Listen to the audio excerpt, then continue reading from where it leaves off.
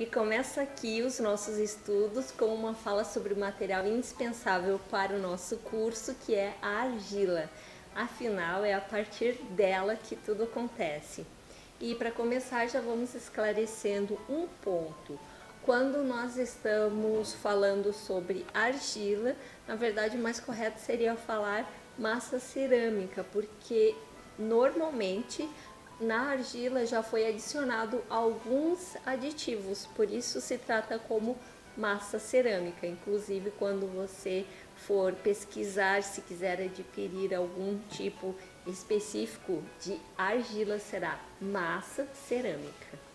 Mas ao longo desse curso você vai se deparar com essas duas denominações, argila e massa cerâmica.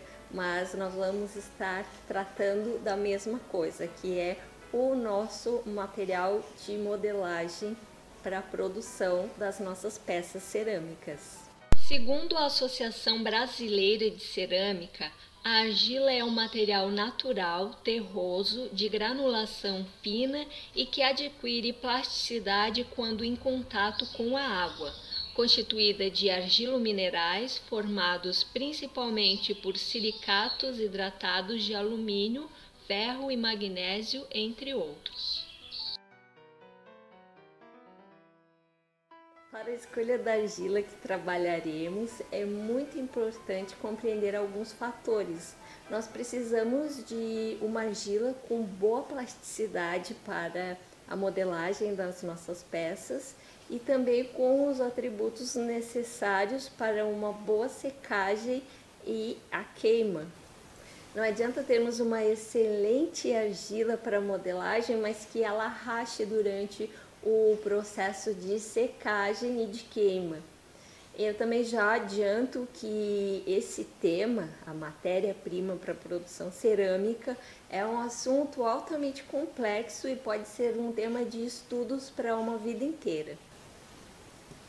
A primeira fase de produção cerâmica é a obtenção da argila que os nossos ancestrais coletavam nas jazidas de argila e também com uma bagagem de conhecimento bem complexa para conseguir saber, através dos seus experimentos, sobre a necessidade ou não de adicionar um antiplástico ou tempero para que a argila atendesse às necessidades das suas produções cerâmicas. Eles faziam isso para quê? Para que a argila não encolhesse demais durante o processo de secagem e queima, causando rachaduras, ou para que tivesse maior resistência ao choque térmico. Em alguns casos, isso também não era e não é necessário, porque a argila na própria natureza já tem todos os elementos em proporções adequadas para atender a demanda do oleiro. Isso é muito bom, né? Ainda hoje funciona dessa maneira com alguns grupos tradicionais aqui no Brasil, onde eles coletam a argila no mangue ou em outros lugares que eles chamam de barreiros, argilas com as características muito adequadas para o trabalho que eles desenvolvem, mas esse conhecimento ainda continua sendo passado oralmente através da prática de geração em geração.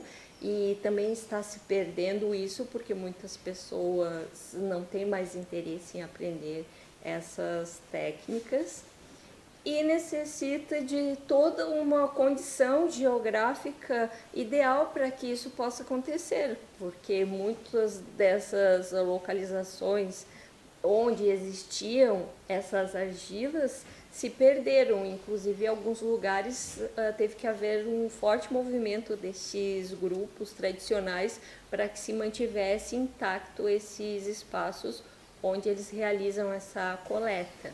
Então, a maneira mais prática e econômica para você adquirir a sua argila é em olarias próximas a você, onde normalmente são produzidos produtos queimados em fornos de baixa temperatura, portanto, na faixa mais próxima a que você vai atingir nas queimas ancestrais a céu aberto ou em fornos alternativos.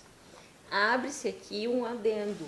as peças que você irá produzir através das técnicas de modelagem tradicionais que você vai aprender aqui nesse curso, podem ser queimadas também num forno cerâmico, sem problema algum. Só importa que você saiba as características da argila que você está trabalhando e qual a faixa de temperatura que ela suporta para queima. Se eu estiver trabalhando com uma massa cerâmica cuja temperatura para queima biscoito seja 1050 graus, e essa informação você vai adquirir junto aos fornecedores, não adianta eu querer fazer uma queima a céu aberto ou em forno alternativo, porque não vamos conseguir atingir essa temperatura mínima e a gente vai ter como resultado peças fracas, quebradiças, com uma qualidade não muito boa. Por isso a importância de saber a característica da argila com a qual a gente trabalha.